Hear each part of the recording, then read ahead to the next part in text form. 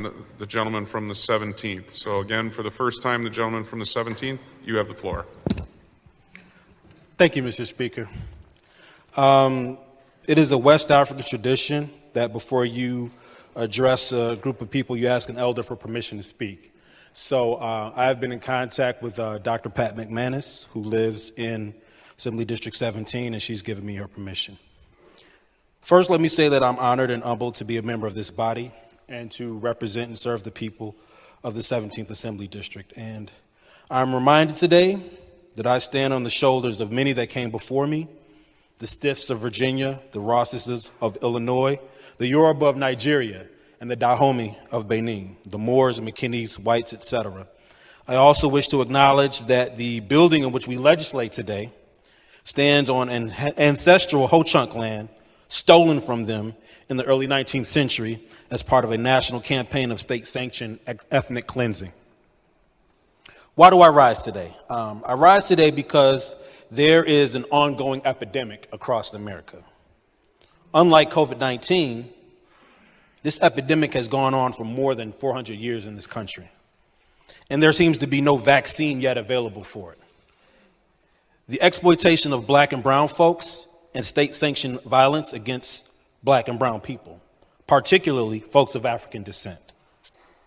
This history can be traced from our nation's history of captivity, the 13th Amendment, and severe white backlash of lynchings and violence that followed, up until the Civil Rights era, when our nation developed the prison industrial complex, leading to astronomical rates of incarceration and over-policing of black and brown communities. Particularly harsh during the 1980s and 1990s, police forces in this nation have played a large part of this pandemic. So, in an ideal world, police departments and officers serve as third-party arbiters. There are disputes when folks can't settle things on their own peacefully amongst themselves.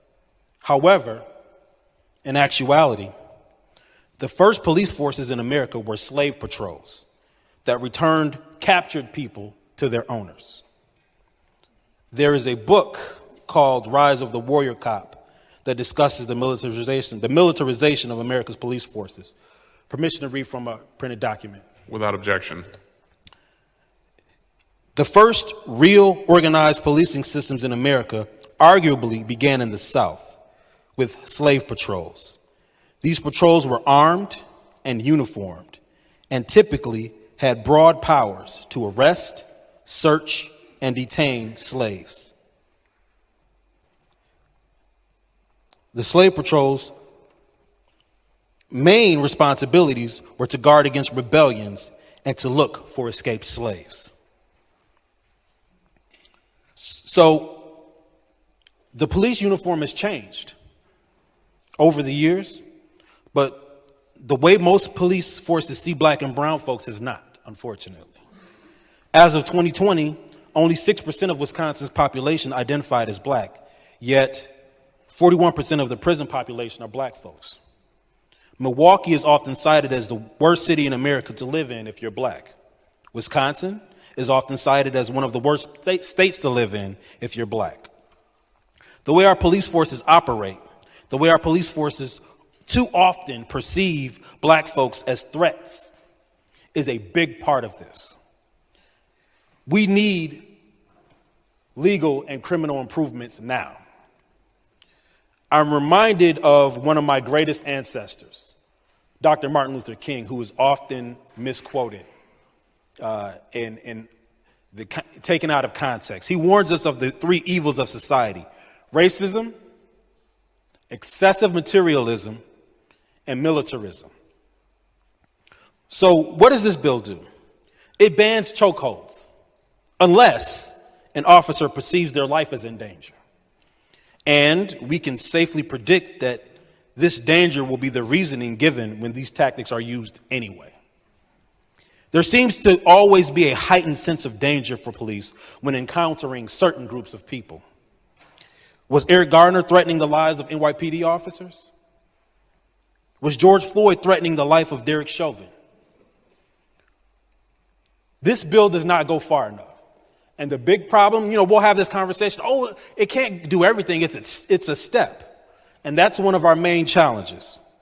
It's a step. And it's only ever going to be a step.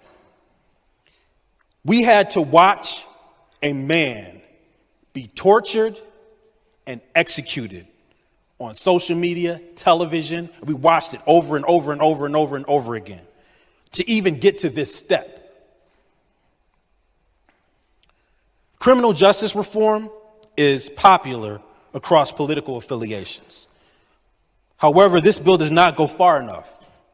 It still leaves black and brown folks vulnerable to severe biases based in law enforcement. What in this bill actually deters the use of chokeholds? None of it. There are ways we can make actual meaningful improvements. We can deter bad apples. There's legislation that me and other folks have introduced that would decertify police officers who commit egregious use of force violations. Not simply by moving them to another jurisdiction, which does nothing to deter bad behavior. It's good that we establish a procedure for use of force violations, but what are we going to do to deter use of force violations and chokeholds, etc., from ever taking place? What are we going to do to change the perception of black and brown folks as threats in the eyes of police?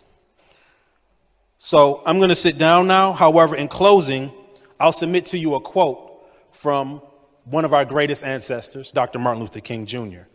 He said, the people, in 1967, he said, the people cry for freedom, and the Congress attempts to legislate repression. The vote is no. Thank you, Mr. Speaker.